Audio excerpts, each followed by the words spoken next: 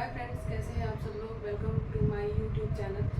और आज मैं आपके लिए कुछ स्पेसिफिक टॉपिक लेके आई हूँ जो कि बैंकिंग टर्म्स में बहुत इम्पोर्टेंस रखता है। और ये एक बैंकर के लिए, एक एम्प्लॉई के लिए जो बैंक में काम करते हैं उनको जानना बहुत ज़रूरी है। Being civilian also it is important to know about कि ये क्या होता है। सो फ्रेंड्स, हम आज बताने वाले हैं SLR और CRR के बारे में। सबसे पहले जान लेते हैं SLR और CRR क्या होती है। So these are the policy rates of RBI। Friends, ये पॉलिसी रेट्स होते हैं जो कि RBI द्वारा डिसाइड किया जाता है। अब मैं बता देती हूँ कि RBI ये रेट्स क्यों डिसाइड करती है। सो फ्रेंड्स, RBI SLR और CRR डिसाइड करने के पीछे उसका उद्देश्य ये होता है कि वो इन्फ्लेशन को कंट्रोल करती है। इसके माध्यम से जब भी मार्केट में लिक्विडिटी इंजेक्ट करनी होती है तो ये रेट इंक्रीज़ करे जाते हैं। और अगर पैसा मार्केट से सक करना होता है, पैसा वापस खींचना होता है, यानी पैसे का अगर फ्लो इकोनॉमी में ज़्यादा हो गया है तो फिर इन रेट्स को RBI कम कर देती है। सबसे पहले हम जान लेते हैं SLR क्या होता है। फ्रेंड्स, SLR का फुल फॉर्म होता है स्टैट्यूटरी लिक्विडिटी रेशियो।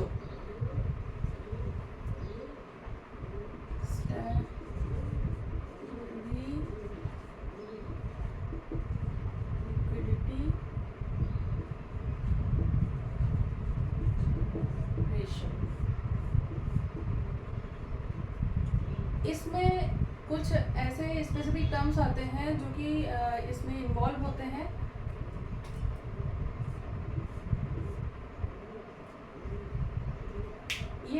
ये रेट ऐसा पार्ट होता है जो कि RBI सारे कमर्शियल बैंक से कुछ इसका एक हिस्सा SLR के रूप में रखता है अपने साथ में। सपोज आज करंट रेट 18% है SLR।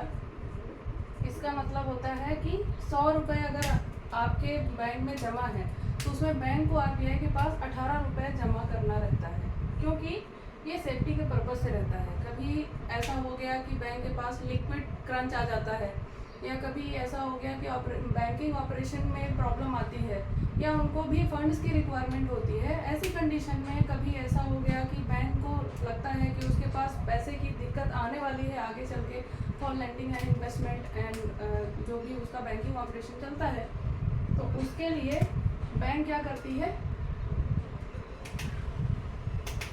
RBI ये इस फॉर्म पर हर बैंक से जो डिपॉजिट्स होते हैं उसके बाद उसका एक हिस्सा रख लेती है अपने पास डिपॉजिट करके इन टर्म्स ऑफ SLR। अब SLR में क्या क्या पार्ट्स आते हैं। SLR में एक तो आता है cash, gold and government security.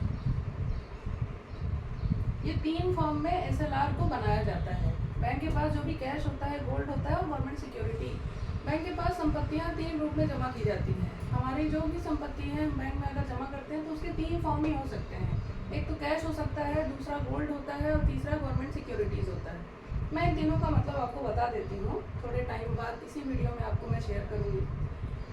Cash का मतलब होता है जो भी पैसा हमारा FD के रूप में जमा है, cash at bank, cash in hand, ये सारा कैश में आता है। गोल्ड में जो भी हमारा सोना जमा होता है, गोल्ड, वो होता है गोल्ड फॉर्म में। और government securities, these are the fix income options और ट्रेडेबल ऑप्शंस होते हैं, गवर्नमेंट के थ्रू रिलीज किए जाते हैं और शॉर्ट टर्म मेच्योरिटी के ही होते हैं। शॉर्ट टर्म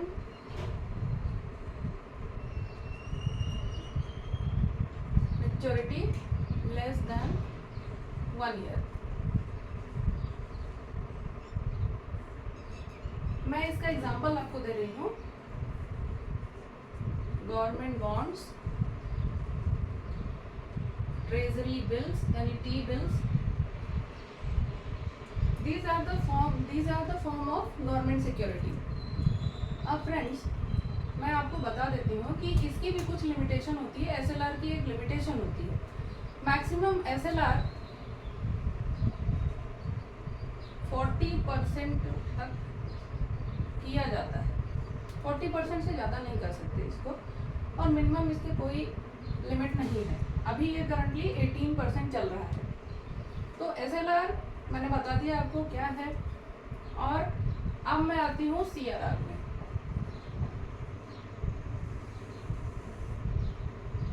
CRR का मतलब होता है cash reserve ratio. This is also a part of cash. Mainly ये कैश का ही पार्ट होता है, और RBI इसके माध्यम से जो भी बैंक्स के पास कैश जमा होता है उसका एक हिस्सा अपने पास रखती है in terms of security and safety of the banks. ये इसलिए रखा जाता है, कल को बैंक के पास कोई एडवर्स कंडीशन आती है और ऐसा होता है कि बैंक ऑपरेट नहीं कर पा रहा है अपनी डेली की जो भी उसकी जो भी चीज़ें हैं, तो उसमें क्या होता है कि अगर 100 रुपये बैंक के पास जमा है, उसमें अभी करंट रेट CRR चल रहा है 4%, 4.5%, यानी 100 रुपये का 4.5 रुपया RBI को जमा करना रहता है। हर 100 रुपये का 4.5 रुपये। तो आप हिसाब लगा सकते हैं कि जितना भी पैसा कैश के रूप में जमा होता है RBI के पास, उसमें 4.5% के हिसाब से ये अपने पास एक हिस्सा कैश का रखती है। अब फ्रेंड्स, मैं आपको बता देती हूँ कि CRR और SLR क्या इम्पोर्टेंस रखते हैं इकोनॉमी में। इकोनॉमी में mainly these are the policy rates, main rates, और इसके बिना मॉनेटरी पॉलिसी नहीं बन सकती। जब भी महंगाई बढ़ती है तो हम क्या करते हैं, पैसे का अगर क्रंच आता है इकोनॉमी में, तो RBI इसको ड्रॉप डाउन करता है, यानी कम करता है। कम करने से क्या होता है, मार्केट में पैसा फ्लोट होता है और जो लिक्विडिटी होती है वो बढ़ जाती है।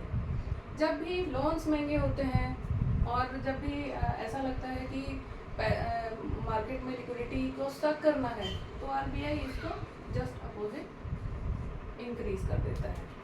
हमारे लोन्स क्यों महंगे होते हैं, क्योंकि these are the policy rates which are increased by RBI।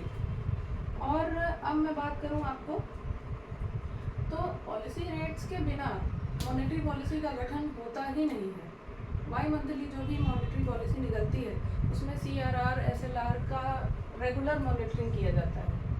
So friends, आज के इस वीडियो में मैंने आपको बताया कि CRR और SLR क्या होते हैं, और इसमें क्या क्या आता है, और क्या क्या पार्ट्स होते हैं जो SLR और CRR में कंसीडर किए जाते हैं।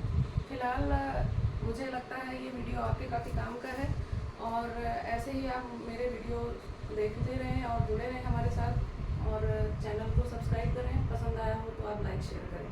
Thank you so much.